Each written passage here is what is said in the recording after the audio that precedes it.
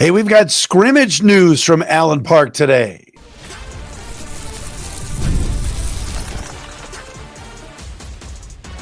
You are Locked On Lions, your daily Detroit Lions podcast.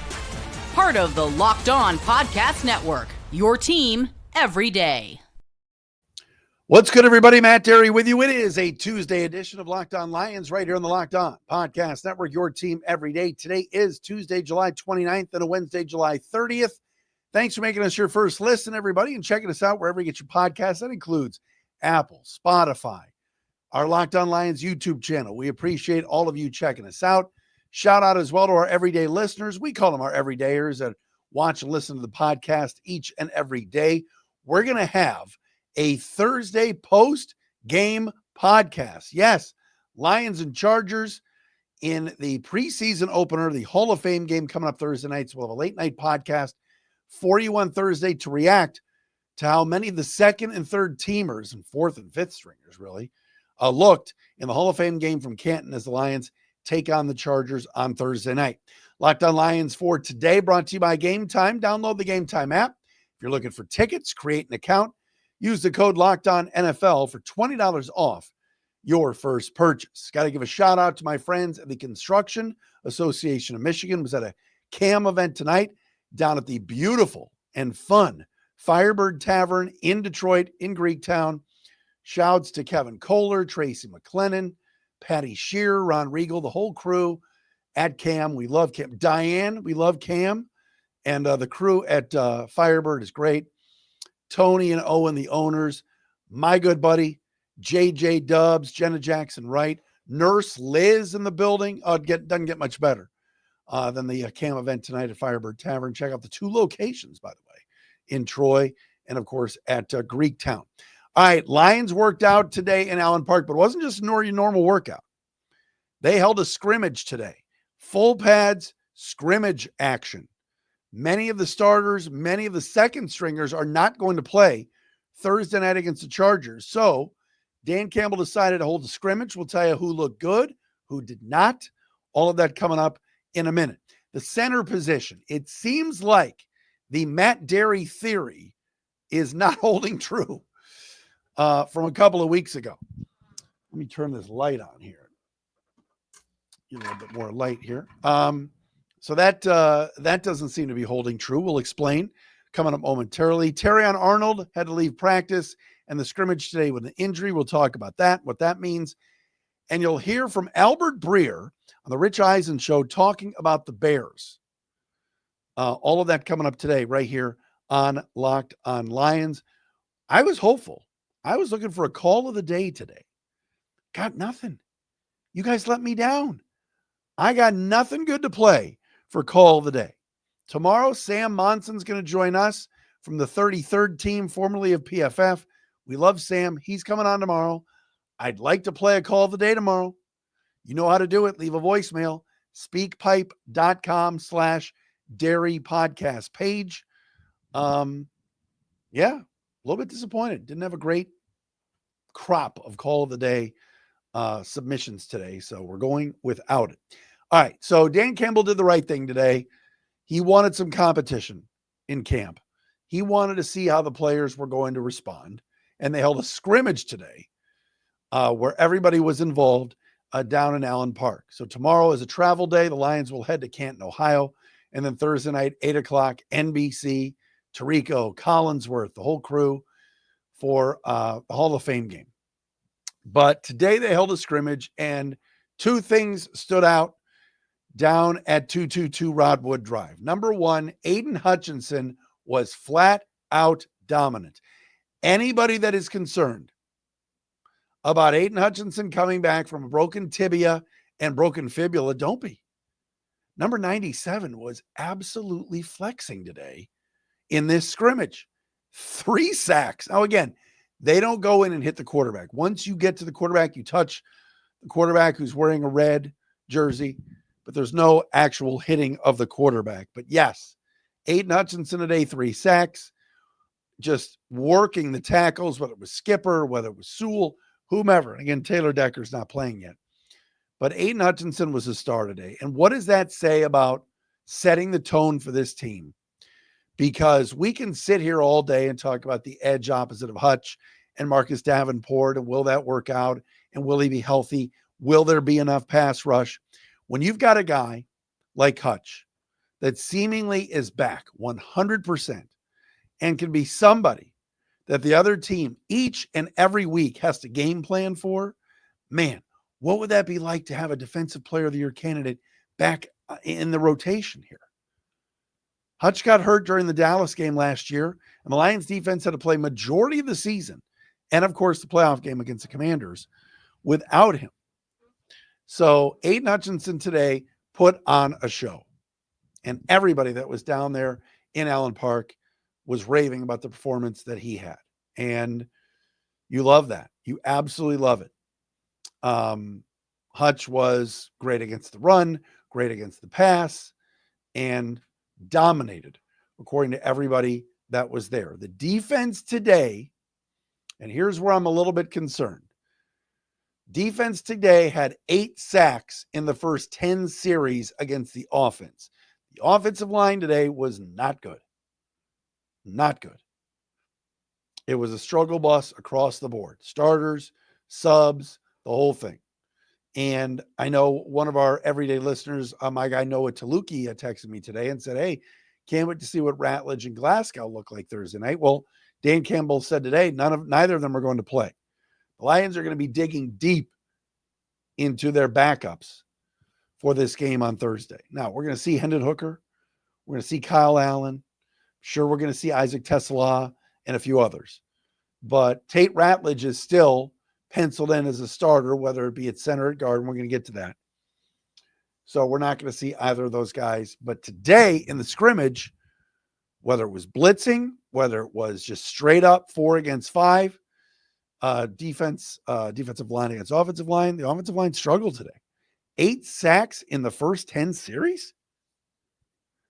And look, here's what we know about Jared Goff. Jared Goff is excellent, but Jared Goff is really good when he's protected. No quarterback, I don't care who it is, outside of maybe Mahomes, Lamar Jackson, and Josh Allen.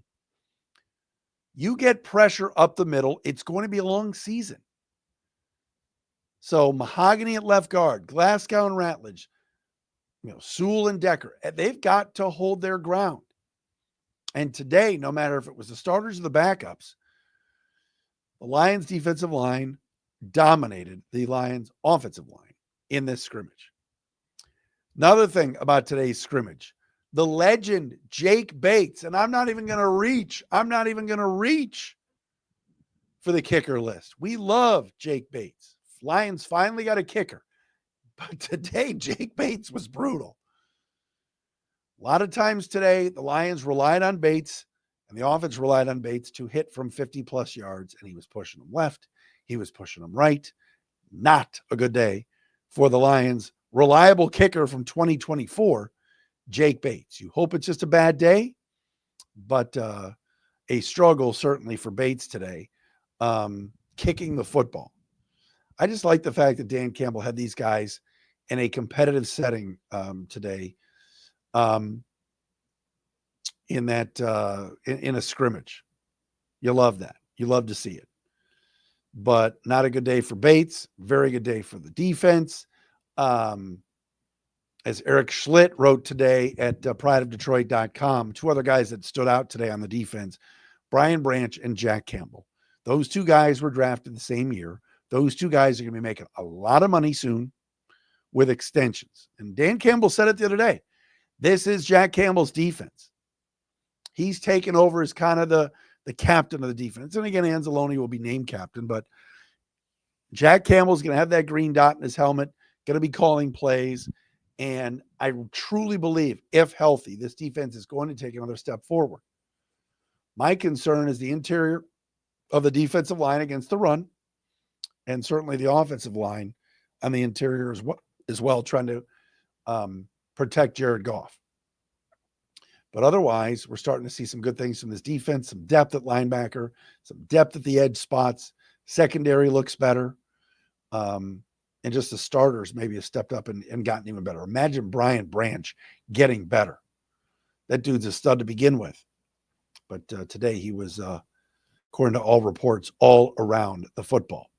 All right, it seems like I jumped the gun on Tate Ratledge being the starting center for this team. I will explain coming up next right here on a Tuesday edition of Locked On Lions.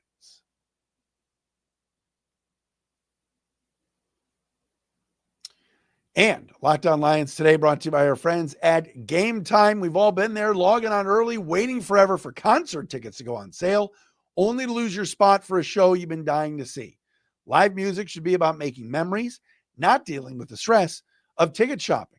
That's where our friends at Gametime comes in. Gametime makes getting concert tickets faster and easier than ever.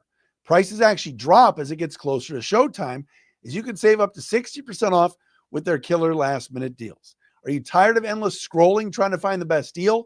Well, at Gametime, they've got zone deals, which pick the best seats in your section for you. All right. And with Gametime, the price you see is the price you get. No hidden fees. Take the guesswork out of buying tickets and concert and show tickets with Gametime.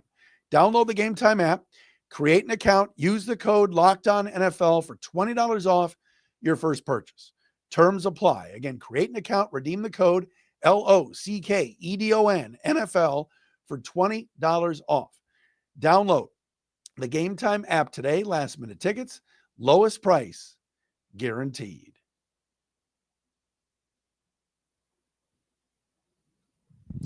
Matt Derry back with you. It's a Tuesday edition of Locked On Lions. Sam Monson going to join us tomorrow from the 33rd team. He and Steve Palazzolo do a great NFL podcast. Those guys were both at PFF. Now over on the 33rd team. If you were a longtime listener or viewer of this podcast, you know Sam's been on with us plenty here on Locked On Lions. We'll get his thoughts on Detroit and get you ready certainly for Thursday's exhibition opener. First game of the preseason is Thursday evening. Hall of Fame game, Lions, Chargers. We're excited. I'm excited to watch the Keith Cooper show. I'm excited to see Isaac Tesla. Thursday night, we got football. It's all that matters. I know, I'm telling you right now, I'm excited now, and I know my Twitter at Derry Speaks and Blue Sky Derry Speaks. I'll be complaining about bad football Thursday night, but hey, we're excited. Lions are a part of it for this Hall of Fame game. All right, so I've been saying it for a while, and I thought I was right, but it sounds like I'm not. I thought the Lions were going to put Tate Ratledge at center and really kind of groom him to be the next Frank Ragnow. This is a kid that at Georgia playing right guard was just so solid. 2 years all SEC, really, really good football player. Lions got him in the second round. And immediately, as the team got to OTAs and camps and everything else leading up to the break before training camp, Tate Ratledge was taking a lot of snaps at center. I said it, look, this organization's different. When they believe in a player, they really do. They want a guy, they go get that guy, and they put him in the best position possible. And so Ratledge was taking a lot of snaps at center, but really, over the last 3 or 4 days, it appears that Graham Glasgow is going to be your starting center, at least for this season. And that maybe eventually it's a Ratledge thing. Remember when Frank Ragnow started his first year, I believe Travis Swanson moved over to center, and the Lions brass, and that was Quinn and Patricia back then, didn't want Ragnow drinking out of a fire hose just early on. So he played guard the first year and then has been a Pro Bowl caliber center ever since. But it appears, at least right now, based upon formations, based upon lining up, based upon commentary, that Graham Glasgow is likely going to be starting center week 1 against the Packers. Graham has always been a solid player. He had his worst year last year playing left guard. And I get wanting to keep Ratledge maybe at right guard. I still believe Ratledge is going to be the center of the future.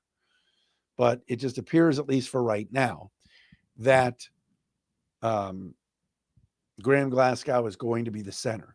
There's something too, and Nate Burleson talked about this last Monday on the show. Go back and watch it or listen to it.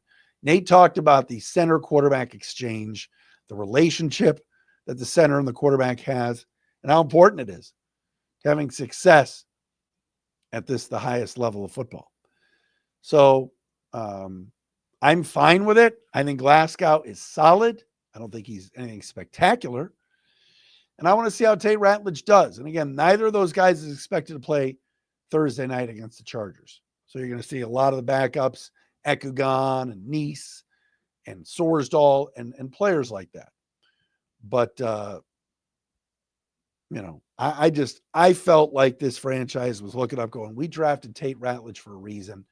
And we knew that Frank Ragnow was contemplating retirement.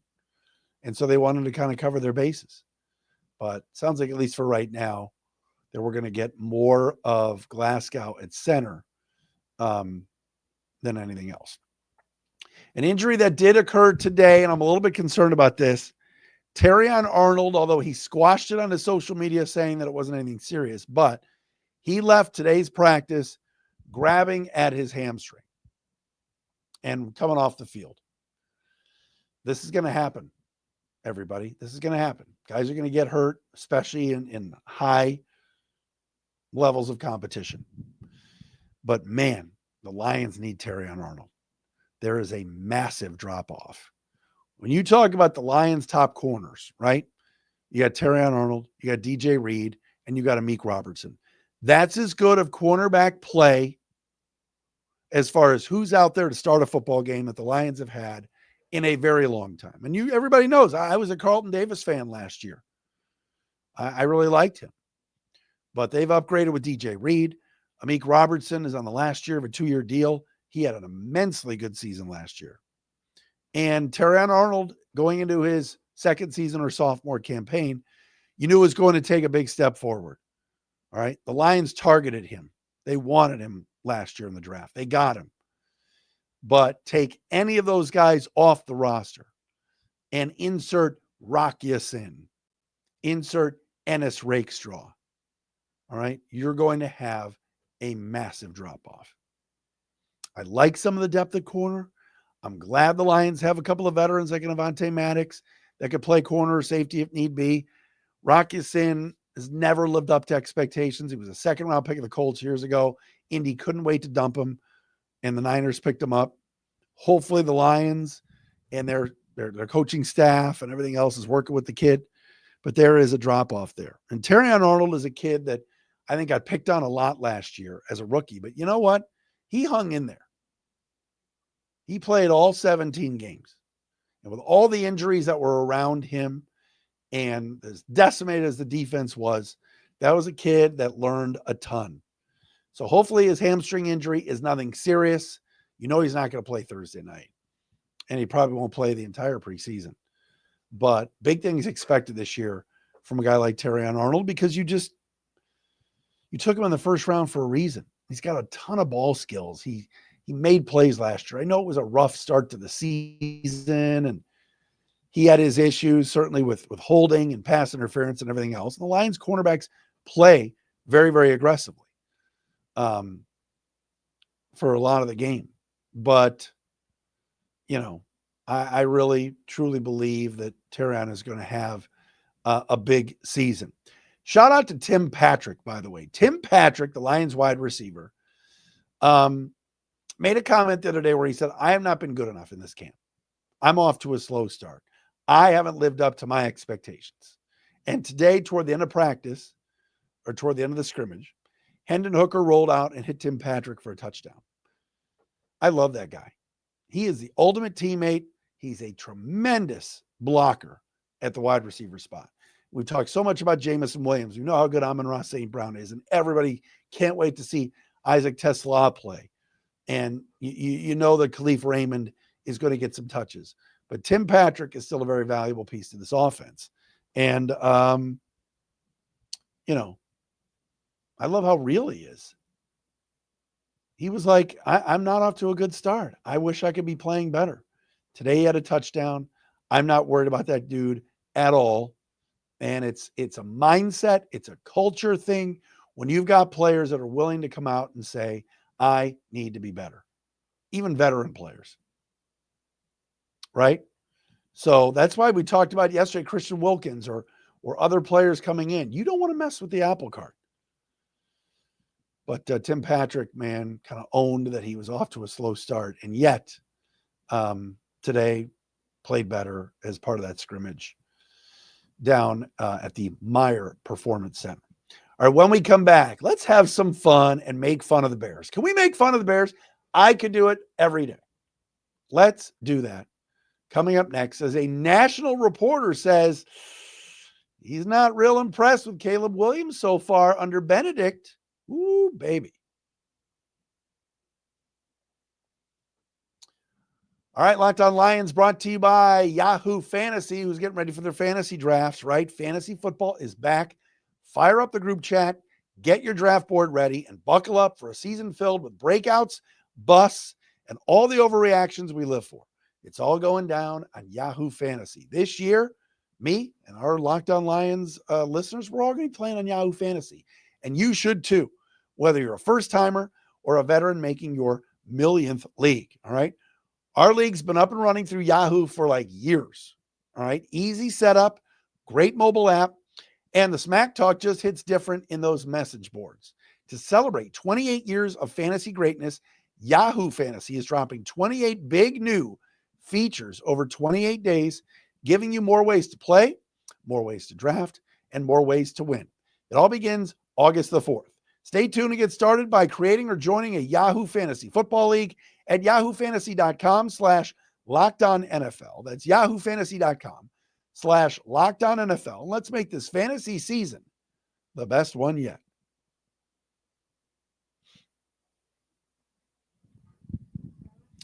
All right, so Albert Breer from Sports Illustrated, Monday Morning Quarterback, excellent NFL writer and reporter.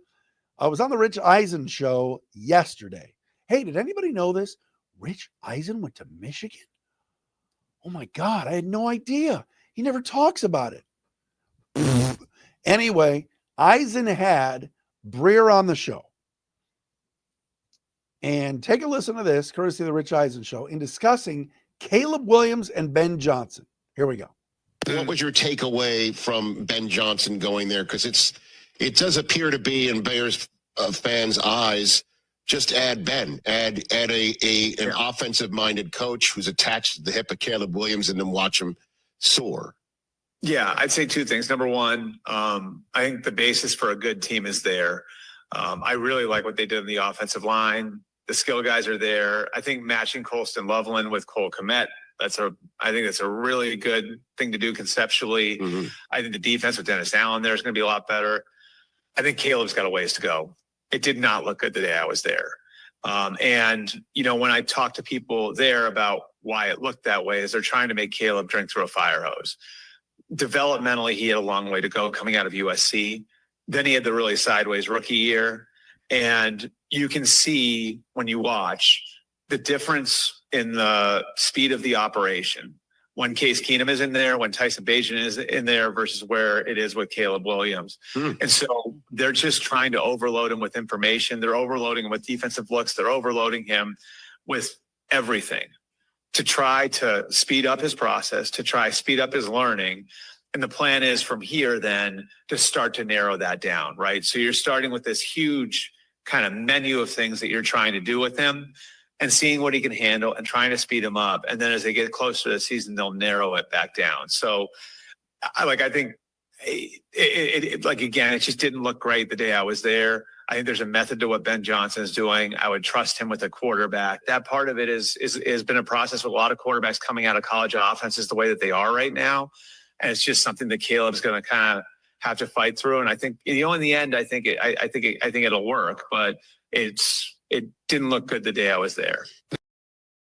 Ooh, baby. Caleb's drinking through a fire hose, and it's never good. Never good.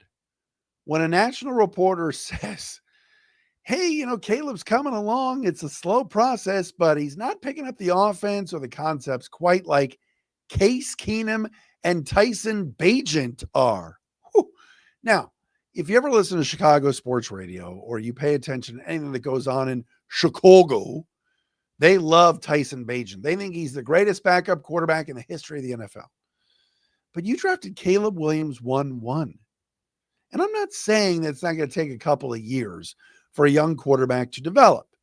But when you hire Ben Johnson, you bring in his mind and his genius, You're hopeful after last year's bleep show that he can turn Caleb around. But again, a couple of years ago, Caleb Williams was the belle of the ball in college football and then regressed. Last year, there were times he looked good, and other times he held the ball too long and he was bad. And now we're talking about training camp and a guy like Albert Breer, who has no dog in the fight. Albert is a solid national reporter that's just doing his job. And he's going on a show saying, yeah, I don't know. I'm not sure he's ready or not. And the Lions play the Bears twice a year. The Bears are in the division. There are some nationally that are lathering up in that Bears butter. They think that team's going to make a run and maybe even could push the Lions. And again, Lions have their own issues, all right? Who's playing center? How's John Morton going to do calling plays? What about losing Aaron Glenn? There's plenty to discuss. No Liam McNeil. I'm concerned about week 1 and Josh Jacobs running for $180 on us. I am. I'm concerned. Liam McNeil is really good. Onwuzurike, a great year last year. Well, good year.